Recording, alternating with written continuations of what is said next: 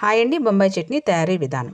ముందుగా స్టవ్ పైన కడాయి పెట్టి 2 స్పూన్లు ఆయిల్ వేసి జీలకర్ర, ఆవాలు, పచ్చిశనగపప్పు వేసి ఆవాలు చిటపటలాడిన తర్వాత పచ్చిమిరపకాయ ముక్కలు, ఎర్రగడ్డ ముక్కలు వేసేసి చిటికెడు పసుపు, 2 రెమ్మల కరివేపాకు వేసి ఓసారి బాగా కలిపి తగినంత అల్లం వెల్లుల్లి పేస్ట్ వేసి రుచికి తగినంత ఉప్పు కూడా వేసేసి ఓసారి బాగా కలిపి పచ్చివాసన పోయే వరకు వేగనివ్వాలి. ఇప్పుడు ఒక బౌల్లో 1 టేబుల్ స్పూన్ శనగపిండి వేసి తగినంత వాటర్ వేసి ఉండలు లేకుండా ఈ శనగపిండి కలిపి పక్కన ఉంచుకోవాలి.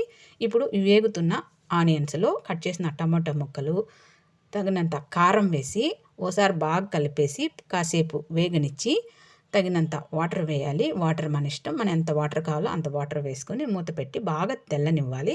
ఈ తెల్లుతున్న వాటర్లో ముందుగా మనం కలిపి పెట్టుకున్న శనగపిండి నీళ్ళు కూడా వేసి ఒకసారి బాగా కలిపేసి మూత పెట్టి ఒక 2 నిమిషాలు ఉడకనిచ్చి పైన కొత్తిమీర చల్లుకుంటే గుమ్మగుమ్మలాడే బొంబాయి చట్నీ రెడీ. నచ్చితే లైక్ చేసి ఛానల్ సబ్స్క్రైబ్